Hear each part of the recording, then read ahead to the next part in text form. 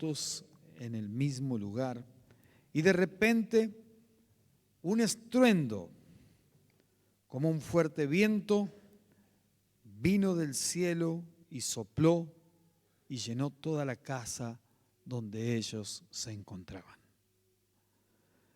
Este acontecimiento maravilloso, que es la promesa de la venida del Espíritu Santo sobre aquellos a los cuales Jesús había enviado a esperar, es algo verdaderamente extraordinario y maravilloso que deseamos que también suceda sobre la vida de cada uno de nosotros. No solamente que el Espíritu llene el espacio físico en el cual nos encontramos, sino que el Espíritu llene y sature nuestras vidas, para que podamos entonces nosotros tener un corazón que agrada a Dios. Que guiados por la obra del Espíritu podamos tener un corazón calibrado al Señor. Que guiados por la obra del Espíritu podamos alcanzar entendimiento. Que guiados por la obra del Espíritu podamos ser empoderados para enfrentar las dificultades de la vida. Y esto es solamente cuando el Espíritu se manifiesta en la vida de un creyente. Es el Espíritu aquel que un día nos convenció de pecado, aquel que un día nos llevó a rendirnos a los pies de Cristo. Es el Espíritu que hoy, en la actualidad, día a día, dirige nuestros pasos, controla nuestros pensamientos, calma nuestras emociones y nos impulsa a seguir adelante para cumplir la obra que el Señor nos ha encomendado. Tenemos por delante una gran comisión. Necesitamos, como hijos y como hijas obedientes de Dios, hacer la parte que nos corresponde para honrar a Dios de una manera completa y total. ¿Está usted dispuesto a hacer esto? ¿Está usted dispuesto a ser sensible a la obra del Espíritu en su vida y a caminar en fe, sin dudar, llevando adelante todo aquello que el Señor le indique, todo aquello que el Señor le muestre, todo aquello que el Señor le invite y le convoque? Espero que así sea en esta noche y en este tiempo. En este día tenemos entonces como tema elegido para desarrollar en esta noche un corazón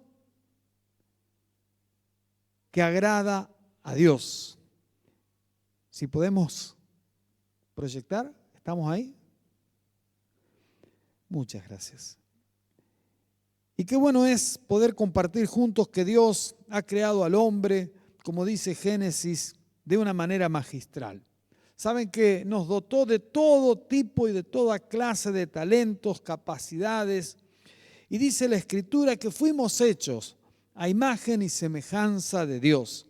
El libro de Eclesiastés, capítulo 3, verso 11, dice que todo lo hizo el Señor hermoso a su tiempo y que colocó en el corazón del hombre la noción de la eternidad sin que nosotros llegásemos a comprender de una manera acabada qué es lo que esto significa.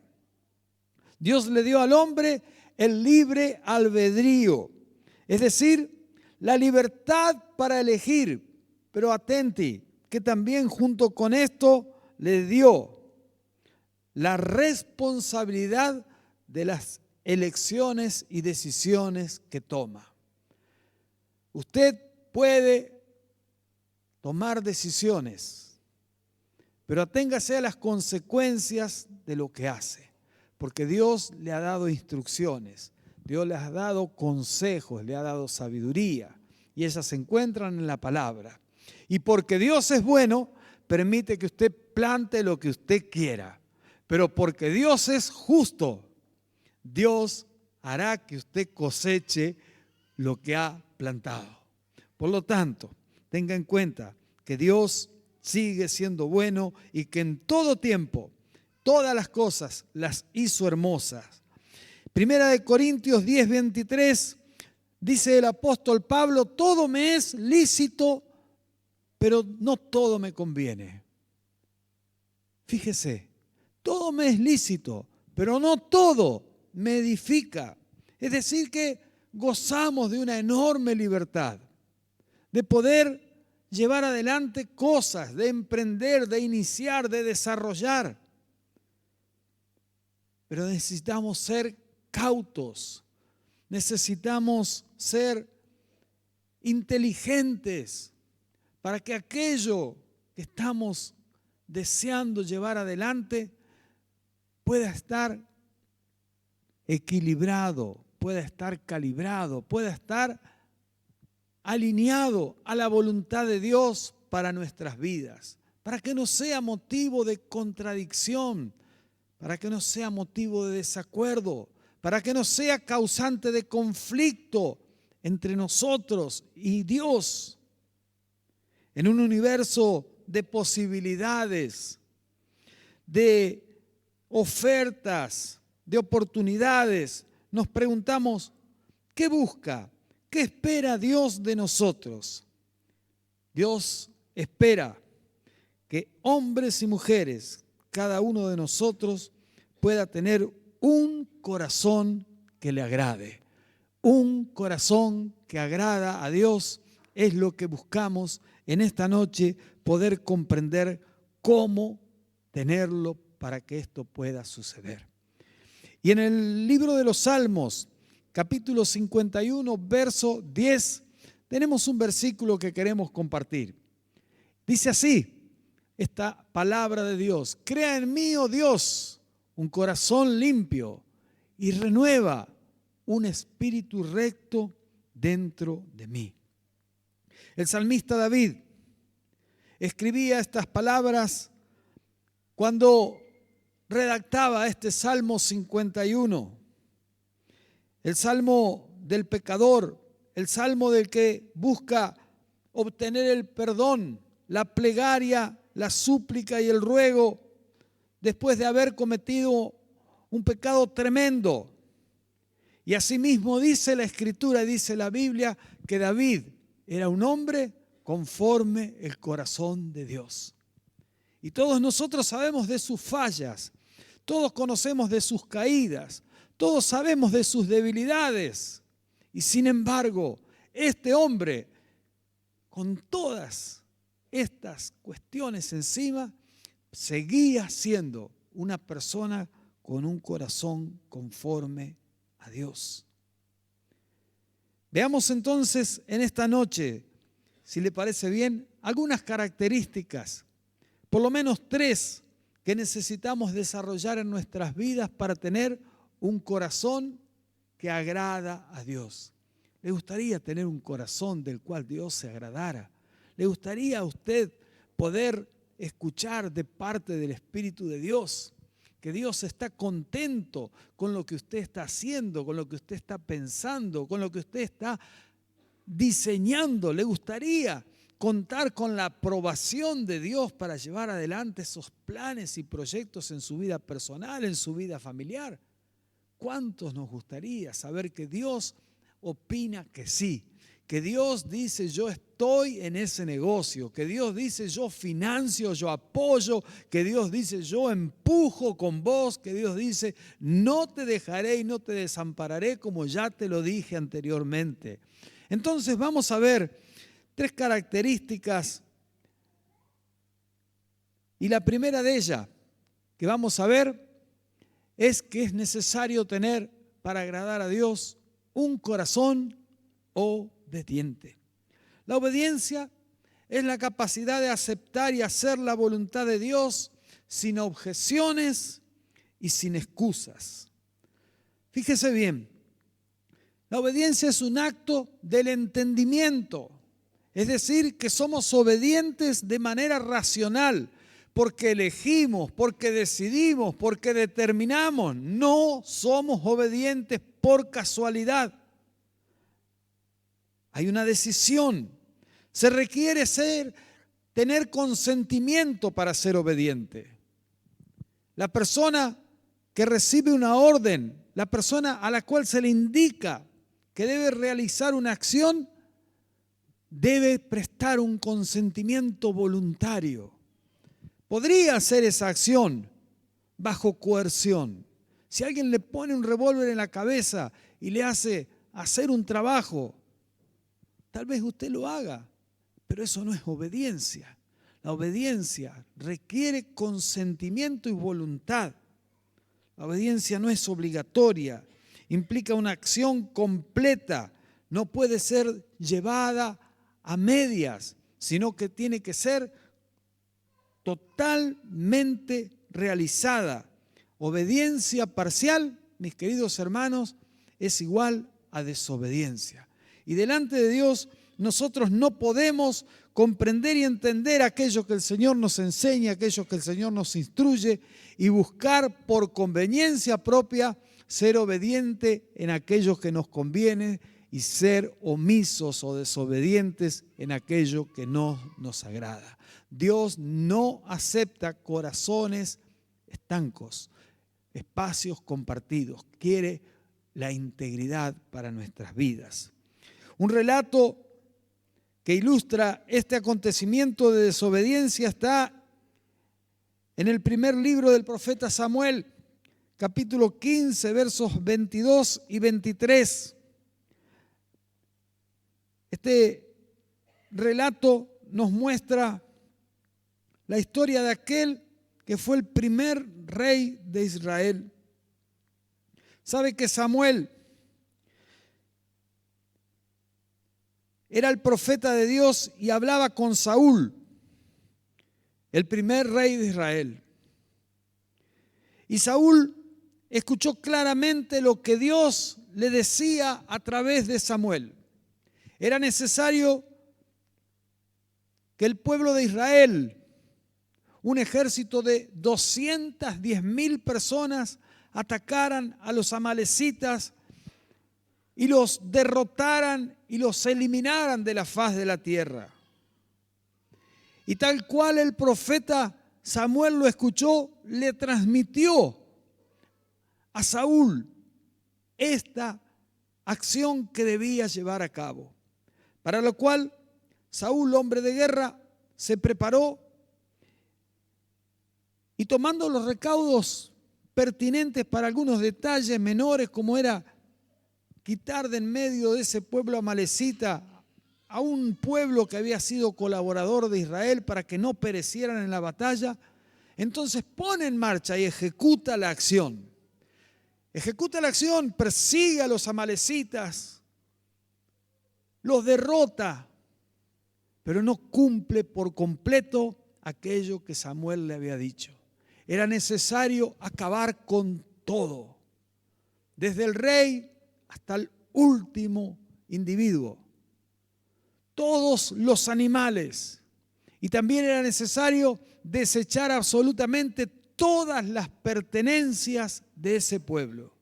Sin embargo, Saúl decide en su corazón perdonar al rey enemigo y traerlo como cautivo.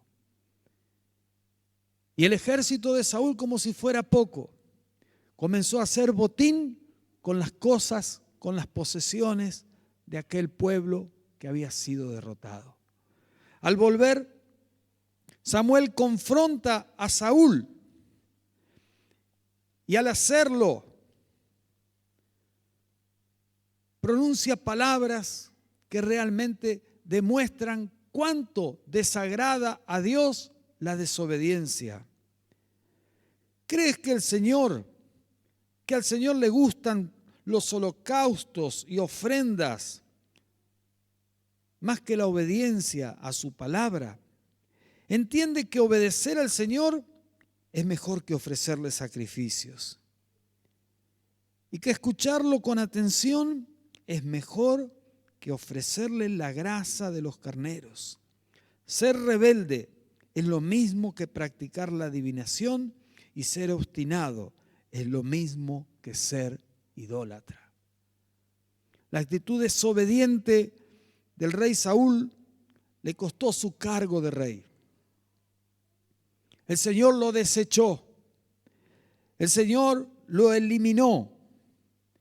Y a partir de allí obtenemos nosotros una enseñanza que debemos tener muy en cuenta a la hora de considerar aquello que Dios nos pide, que Dios nos indica, que Dios nos solicita, aquello a lo cual Dios nos invita a hacer de una manera obediente. Amados, necesitamos entonces prestar atención porque Dios desea que haya en nosotros un sentido de obediencia completa y total. Y ese sentido de obediencia completa y total se da en el ejemplo máximo que nosotros tenemos, que es la vida de nuestro Señor y Salvador Jesucristo. En el libro de Filipenses, capítulo 2, del verso 5 al 8, dice la Escritura que haya en ustedes el mismo sentir que hubo en Cristo Jesús, quien siendo en forma de Dios no estimó el ser igual a Dios como cosa que aferrarse, sino que se despojó de sí mismo y tomó forma de siervo y se hizo semejante a los hombres y estando en la condición de hombre se humilló a sí mismo y se hizo obediente hasta la muerte y muerte de cruz. Esa es la demostración más contundente de obediencia de una persona, del Dios hombre, de aquel que se hizo obediente hasta la muerte más cruel, que es la muerte de cruz. El libro de los Hebreos, capítulo 5, versos 7 y 8, dice lo siguiente, y preste atención también, hablando de Jesús. Cuando Cristo vivía en este mundo, con gran clamor y lágrimas ofreció ruegos y súplicas al que lo podía librar de la muerte. Y fue escuchado por su temor reverente. Y aunque era hijo, aprendió a obedecer mediante el sufrimiento. La obediencia muchas veces requiere sufrir. La obediencia requiere padecer. La obediencia requiere muchas veces que pasemos el ridículo. La obediencia requiere exigencias que están más allá de lo que nosotros pensamos que podemos dar. Pero la obediencia es una elección que tiene recompensa en esta vida y en la venidera. Por lo tanto, obedezca al Señor. Aquello que el Señor le muestra, aquello que el Señor le habla, aquello que el Señor le indica, aquello que ya ha aprendido para su vida, aplíquelo. No se presente delante de Dios con excusas. Hoy el Señor le habla claramente y usted entiende claramente. Es necesario que sea obediente. Obediente a la palabra, obediente al Espíritu. No ponga excusas. Acepte y obedezca, porque en la obediencia está la llave que abre la puerta a las grandes bendiciones para los hijos de Dios. Un corazón que agrada a Dios no es solamente un corazón que es obediente. Un corazón que agrada a Dios es también un corazón que es humilde. Y qué importante tener en cuenta este concepto, que muchas veces en la actualidad es deformada. Deformado el concepto de humildad. Pensamos que a veces humilde es sinónimo de pobreza, de carencia, de escasez. Y usamos esos eufemismos que se utilizan y se dice, no, porque esa gente que vive en los barrios humildes. Estamos hablando de gente pobre. Esa es la verdad. Gente que no tiene recursos. La humildad no tiene que ver con el grosor de su billetera ni con el tamaño de su cuenta bancaria. La humildad tiene que ver con la condición de su corazón. Usted puede ser una persona rica, adinerada, potentada, y puede ser humilde. Y puede ser una persona que no tiene recursos y sin embargo su corazón es un corazón orgulloso. Así que la humildad es una virtud que tiene la capacidad de reconocer debilidades y limitaciones, una virtud que tiene la capacidad de reconocer fortalezas y capacidades. Esta virtud de la humildad es una virtud que no se jacta.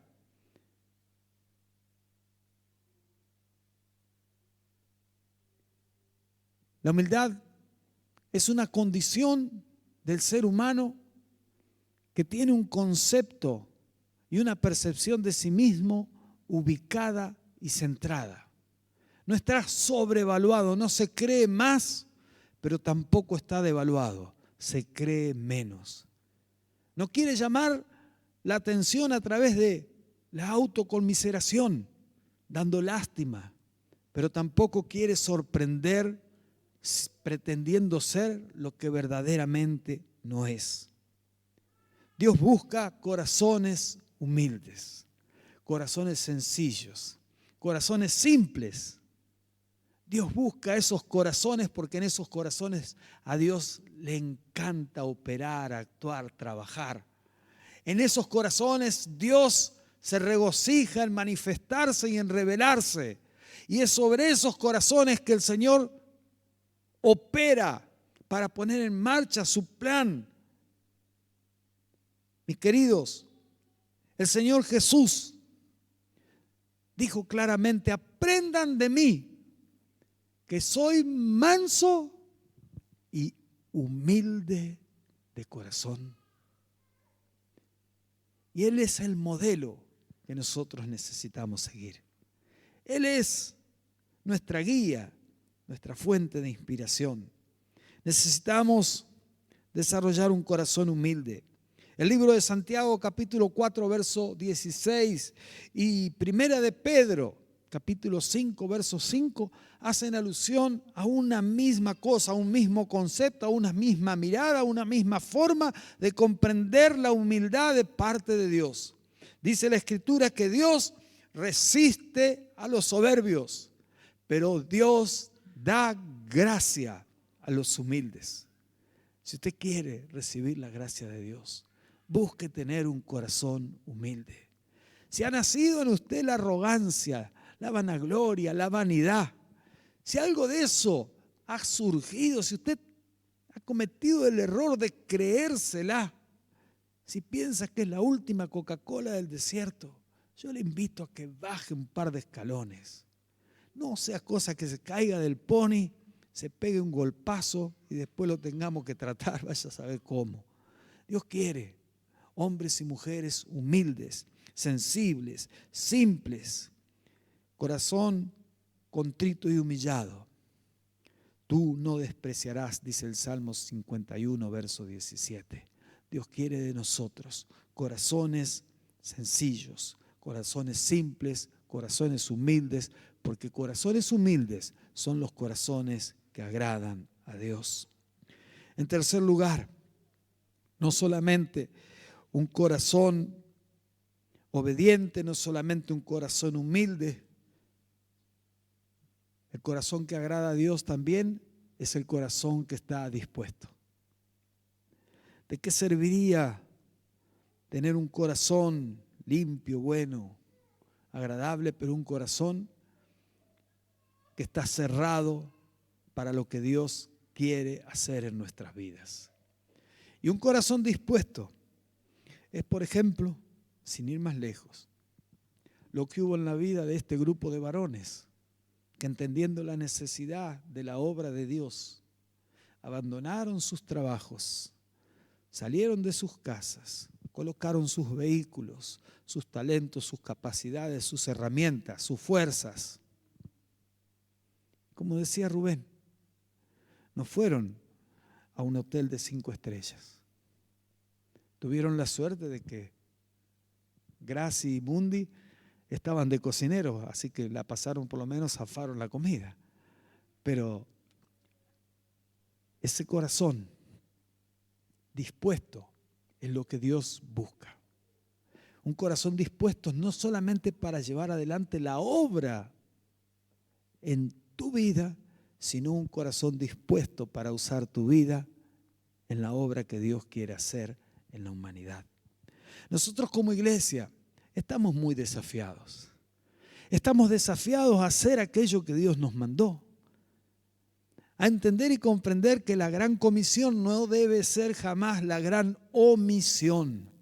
Y la verdad que es cierto, todos los que estamos acá, que de una u otra manera ya nos hemos conocido y nos sentimos bien los unos con los otros, nos extrañamos, llega el domingo y nos gusta saludarnos, vernos tal vez el miércoles en la reunión de oración.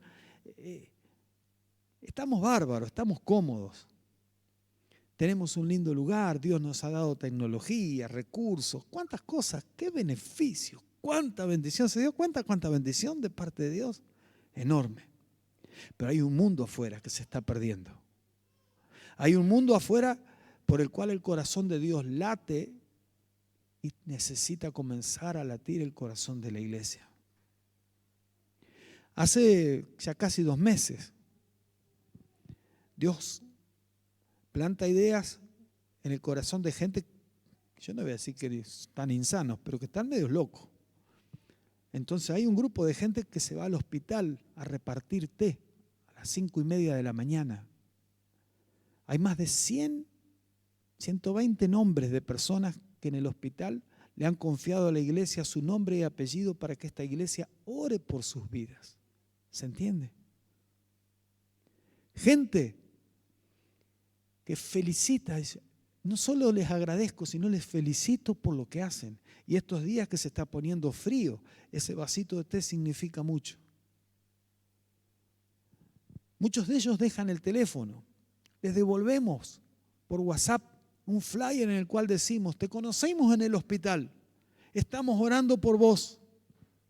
Y esas personas han confiado en nosotros. La semana pasada, otro disparate, porque estas cosas son así. Se nos ocurrió con Natalia ir a repartir escarapela a una escuela. Impresionante. San Antonio, un barrio allá, no sé dónde. Llegamos con una escarapela, unos caramelitos.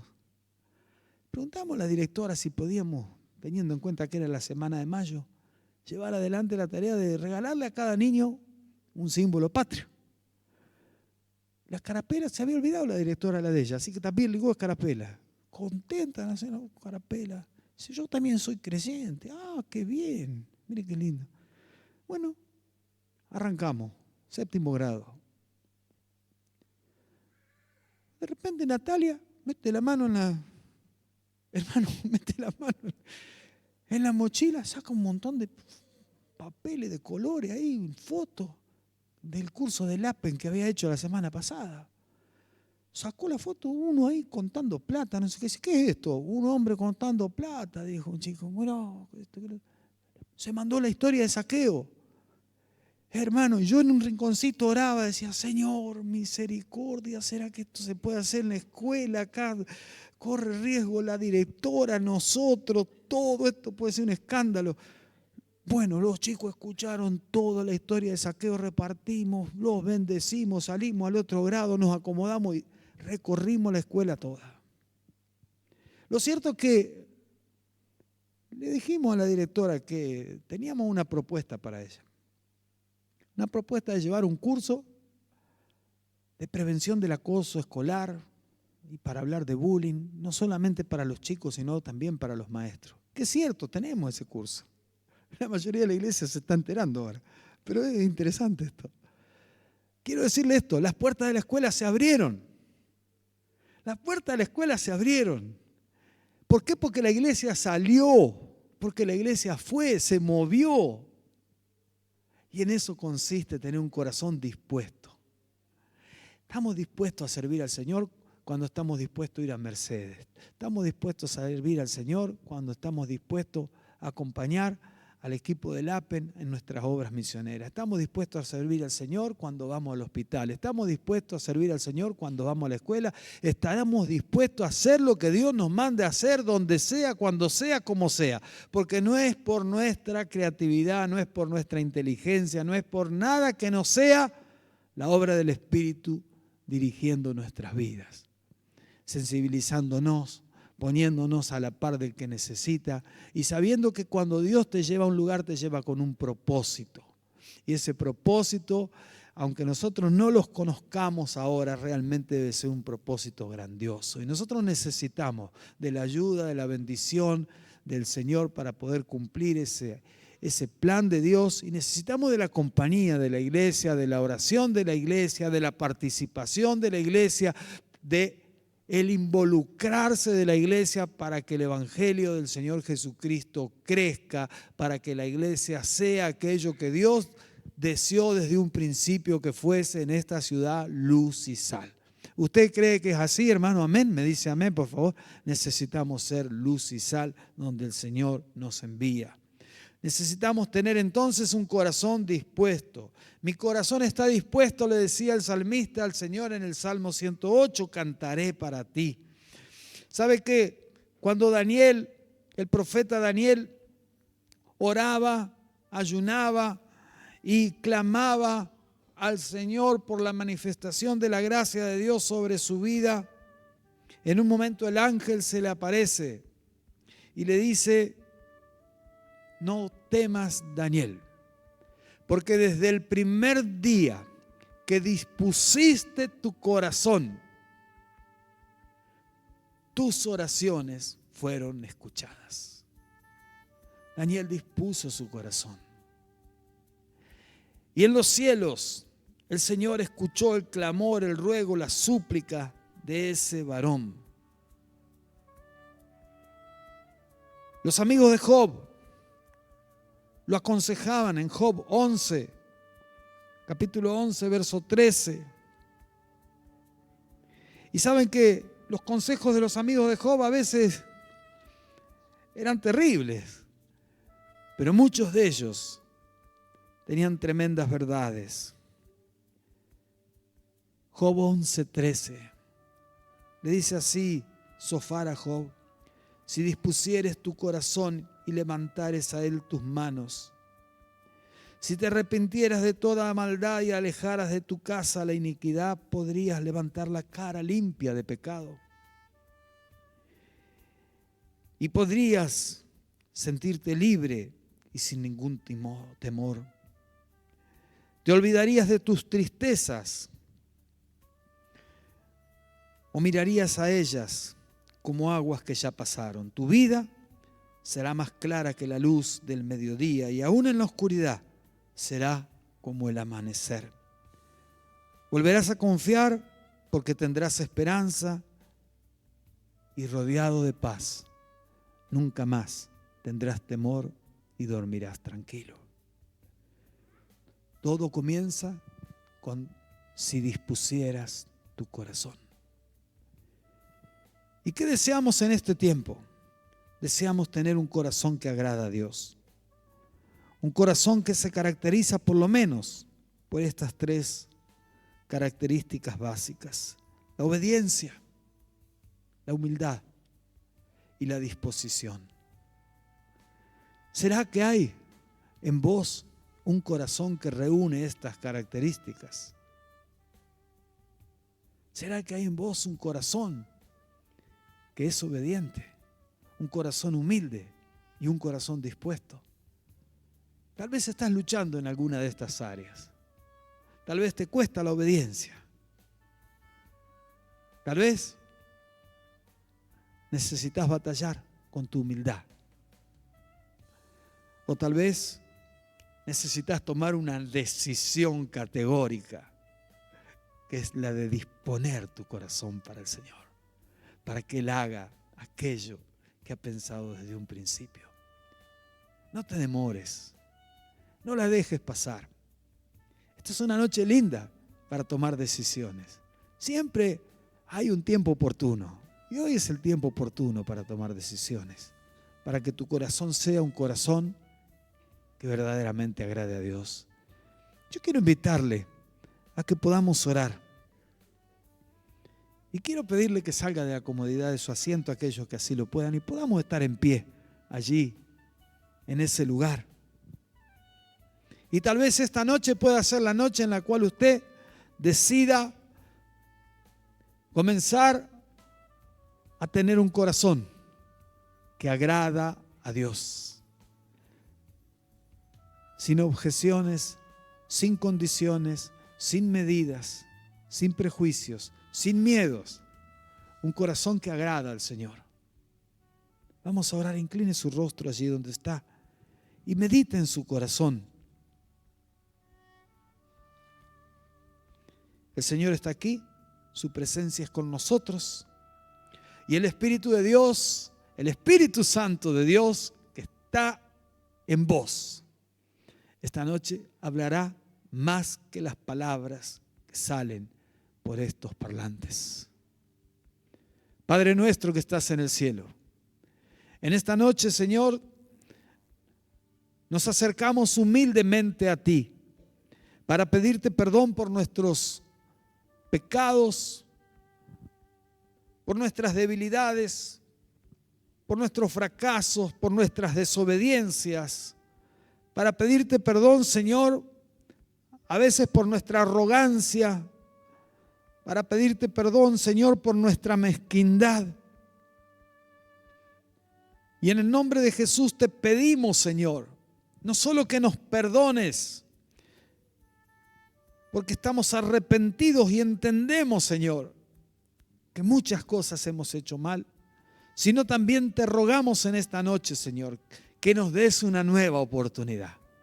Y en esa nueva oportunidad, Señor, forja nuestro corazón. Danos un corazón obediente. Danos un corazón humilde. Danos un corazón dispuesto para agradarte a ti. Solamente a ti, Señor. Señor, dale a esta iglesia un corazón fortalecido para entender y comprender tus planes. Y ayúdanos a cumplir el propósito con el cual tú nos plantaste en esta ciudad. No solamente ser luz y sal en Jardín América, sino también en Pipó, en Corpus, en Mercedes y allí donde tú lo decidas. Señor, levanta una generación de obreros, una generación de hombres y mujeres dispuestos y disponibles a honrarte, amarte y servirte con todo su corazón y con todas sus fuerzas. Te damos gracias porque hasta aquí nos has ayudado. Concédenos tu bendición, te lo pedimos, Padre amado, en el precioso nombre de Jesús. Amén y amén. Tome su asiento, que el Señor le bendiga.